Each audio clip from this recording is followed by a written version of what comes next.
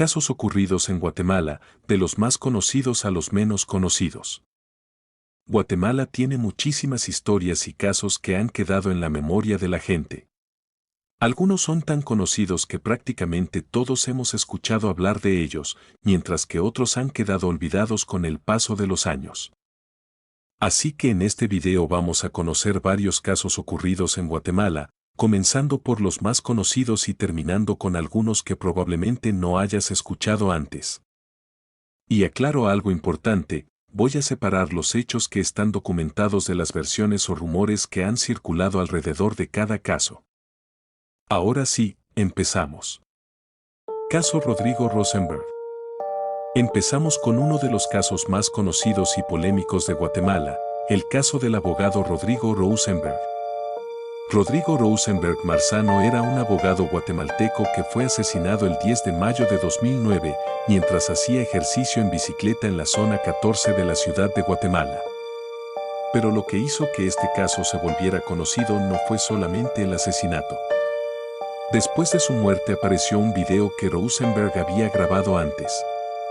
En él decía que, si llegaba a ser asesinado, el responsable sería el entonces presidente Álvaro Colom, junto con personas cercanas a él. El video provocó una enorme crisis política en Guatemala. Las acusaciones fueron negadas por el presidente Colom, quien pidió que el caso fuera investigado. La CICIG y el Ministerio Público realizaron una investigación que terminó llegando a una conclusión completamente inesperada. Según la investigación presentada en 2010, el propio Rosenberg habría organizado su asesinato.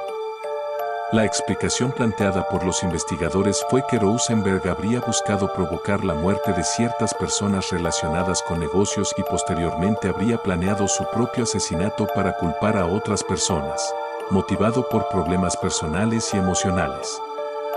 El caso continuó en los tribunales y varias personas fueron condenadas por su participación en el asesinato. Hasta el día de hoy, el caso Rosenberg sigue siendo recordado por el extraño giro que tuvo. Comenzó con un video en el que una persona acusaba al gobierno de su propio asesinato y terminó con una investigación que sostuvo que él mismo había organizado el crimen. Y justamente por todo este giro, este es uno de los casos que más ha quedado en la memoria de los guatemaltecos. Caso Parlacen.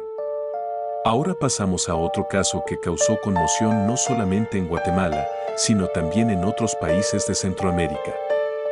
El 20 de febrero de 2007, 3 diputados salvadoreños del Parlamento Centroamericano, conocido como Parlacen, llegaron a Guatemala. Ellos eran Eduardo D. Wilson, William Brescio y Pechindi José Ramón González.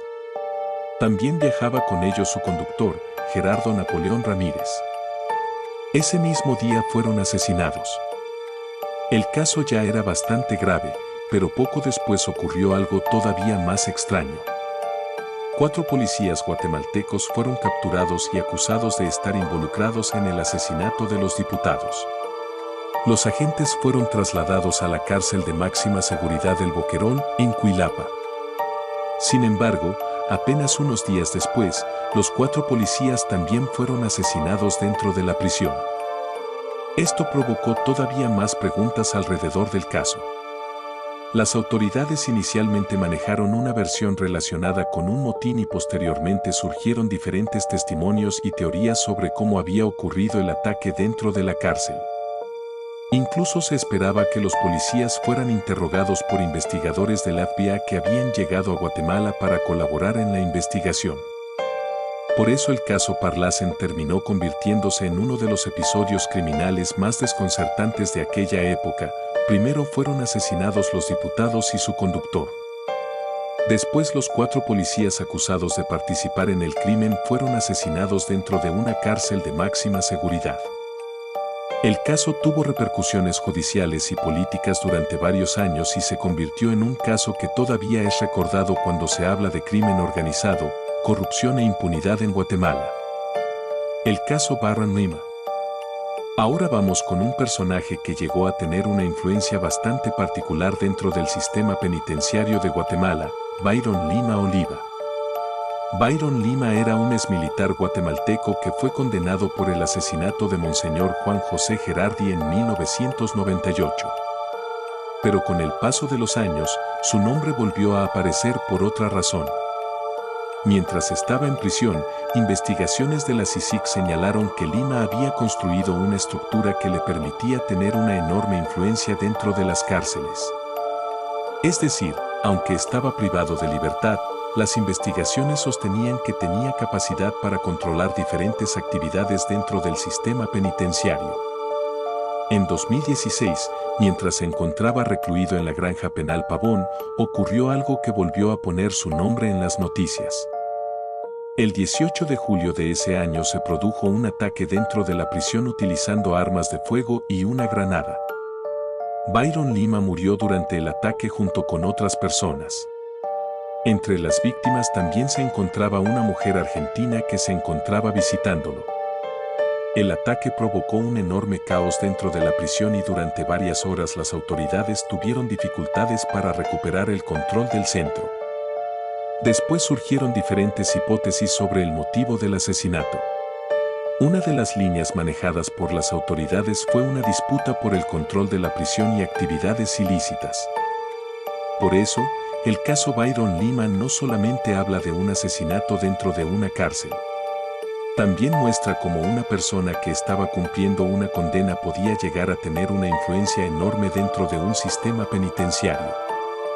Y justamente esa combinación entre crimen, poder dentro de las cárceles y corrupción hizo que el caso se volviera tan conocido en Guatemala.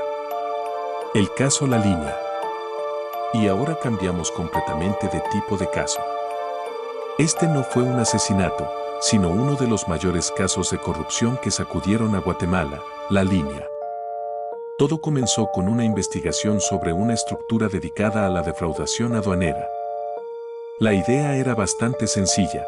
Algunos importadores querían pagar menos impuestos al ingresar mercancías al país y recurrían a una estructura que operaba dentro de las aduanas. La organización utilizaba un número telefónico conocido como La Línea. A través de ese número se negociaba cuánto dinero debía pagarse como soborno para modificar los impuestos correspondientes y permitir que los contenedores de mercancías fueran liberados. La investigación fue realizada por el Ministerio Público y la CICIG. En abril de 2015 fueron capturados funcionarios y otras personas señaladas de pertenecer a la estructura. Entre los nombres que aparecieron estuvieron altos funcionarios de la Superintendencia de Administración Tributaria. Posteriormente la investigación alcanzó a figuras del gobierno de Otto Pérez Molina, incluyendo al propio presidente y a la vicepresidenta Roxana Valdetti. El escándalo creció rápidamente. Las investigaciones señalaban que la estructura no estaba formada únicamente por unas pocas personas, sino que involucraba diferentes niveles dentro de las aduanas y también a particulares que utilizaban el sistema. El caso provocó una enorme crisis política y social en Guatemala y terminó contribuyendo a la caída del gobierno de Otto Pérez Molina. Así que cuando escuchamos el nombre La Línea, no hablamos simplemente de un número telefónico. Era el nombre que terminó identificando una estructura de corrupción que operaba alrededor del sistema aduanero del país. Rigorico. Y ahora vamos bajando un poco en popularidad. Probablemente muchas personas hayan escuchado el nombre Rigorico, pero no necesariamente conozcan toda su historia. Su nombre era Rigoberto Antonio Morales Barrientos, conocido como alias Rigorico. Su historial criminal comenzó a aparecer en los periódicos desde la década de 1990, cuando fue relacionado con una banda de asaltantes conocida como los Nicas. Pero su historia no terminó ahí. Con el paso del tiempo, Rigorico pasó de estar relacionado con asaltos a ser señalado por su participación en estructuras dedicadas al secuestro. Lo más llamativo es que incluso estando en prisión continuó siendo señalado como una persona con capacidad para dirigir actividades criminales desde dentro de la cárcel. En 2018, Prensa Libre describía su trayectoria como la de alguien que había pasado de integrar una banda de asaltantes a dirigir estructuras de secuestradores desde prisión. Su historia muestra algo bastante preocupante, que para algunas estructuras criminales, estar encarcelado no necesariamente significaba dejar de tener influencia sobre actividades realizadas afuera. Y aunque su nombre quizá no tenga la misma popularidad que otros casos de esta lista, su historial forma parte de la historia criminal reciente de Guatemala. Y esos fueron algunos casos ocurridos en Guatemala, comenzando por algunos de los más conocidos y terminando con otros que quizá no conocías tanto. Lo interesante es que detrás de cada caso existen investigaciones, testimonios y versiones diferentes, así que siempre es importante distinguir entre lo que está comprobado y lo que solamente se ha dicho o especulado. Si quieren una segunda parte con casos todavía menos conocidos de Guatemala, díganmelo porque podemos seguir bajando. Nos vemos en el próximo video, Rockstars.